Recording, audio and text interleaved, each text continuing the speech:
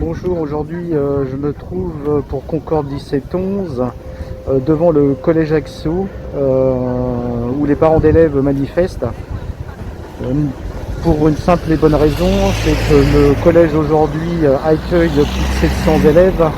La jauge est à plus 100 et on ne peut pas mettre les mesures sanitaires correctement dans ce collège.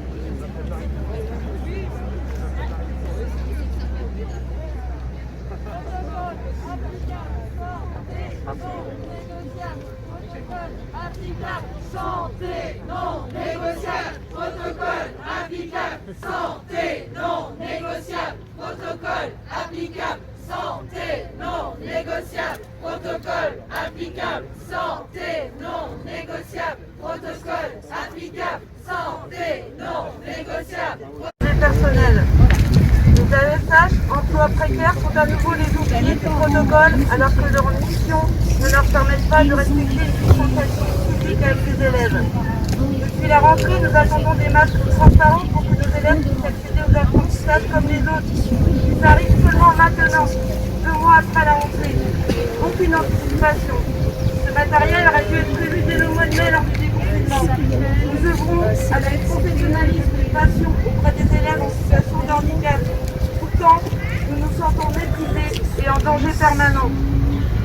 Je tiens aussi à vous informer qu'une collègue AESH des Bouches-du-Rhône, Virginie Campanelli, est décédée des suites du Covid il y a une semaine.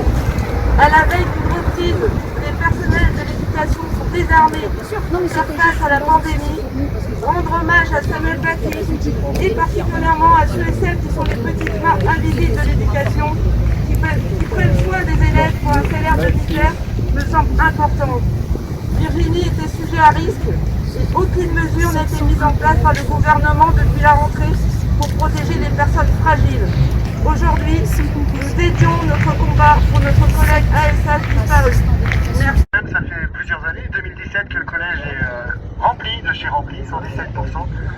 La DAZEN est bien sûr alertée, mais elle doit être en réunion depuis 2 ans, puisqu'on n'a pas eu de réponse à ce jour, et chaque rentrée précipite le collège dans une situation de plus en plus critique. Donc on n'a pas attendu le Covid pour être en difficulté et pour alerter. Aujourd'hui, le protocole renforcé, dit M. Blanquer, si possible, évidemment, c'est important.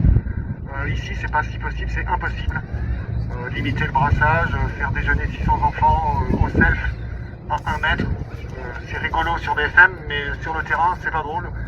Et nous, on n'a pas du tout envie d'une sécurité si possible pour nous, pour les enfants et pour tout le personnel. On ne demande pas à rester à la maison, on n'est pas en train de demander un confinement, on veut juste travailler dans de bonnes conditions. On a fait une proposition de protocole au rectorat lundi. Là non plus, toujours pas de réponse, sans doute qu'ils sont en réunion, peut-être avec la DAZEN. En tout cas, ce qu'on demande, c'est de pouvoir avoir une réponse sur ce protocole. On a fait des propositions concrètes.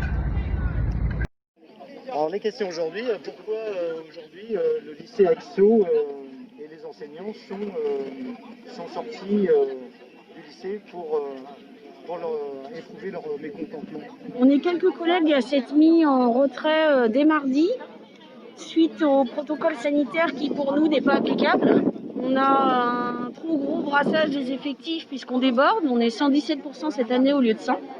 Donc ça veut dire quoi? Ça veut dire qu'aujourd'hui l'effectif des élèves est beaucoup plus important qu'à la normale. Oui, qu'à la normale, tout à fait. Et le souci pour mettre le protocole sanitaire, c'est qu'il faudrait qu'on ait assez de salles, ce qui n'est pas le cas. On a des comment ça s'appelle? J'oublie le nom. On a des salles exceptionnelles depuis 2 ans, mais bon, elles ne suffisent pas quand même. On a 27 classes et nous allons être obligés dès lundi de faire cours au foyer, de faire cours dans une salle de physique pour tous les cours confondus. Et donc ça va être très compliqué à mettre en place. Et donc par classe, il y a combien d'élèves à peu près? À peu près, on est 29, entre 29 et 30. Et vous devriez être combien? On a le droit légalement d'être jusqu'à 30. D'accord. Mais on n'a pas les sous pour pouvoir faire des demi-groupes. Donc ce qui fait que par exemple, moi je suis professeur d'anglais. En langue, on fait cours de langue à 30.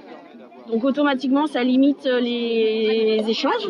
et donc la progression sur tout ce qui est compétences orales. Alors j'ai cru comprendre qu'il y avait eu un protocole qui avait été envoyé à l'inspection Au rectorat, voilà, chercher le mot. Et vous avez eu des retours ou pas?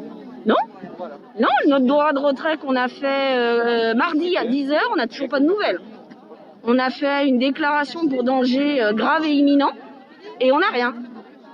On ne sait pas si on doit reprendre le boulot, on ne sait pas si quelque chose va être fait, rien du tout. Savez-vous comment vivent la situation, enfin les élèves vivent la situation aujourd'hui?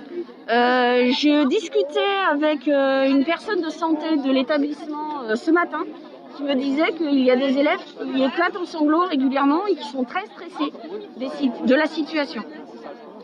Ok, juste pour savoir, vous êtes prof?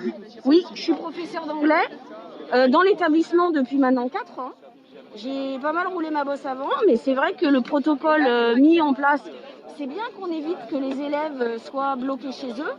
Mais le problème, c'est que là, par exemple, à partir de la semaine prochaine, on va avoir par exemple cours dans le foyer, mais toutes nos aides aux devoirs, les aides pour les élèves qui doivent décrocher, qu'on est censé aider, plus rien n'est appliqué parce qu'on ne peut pas.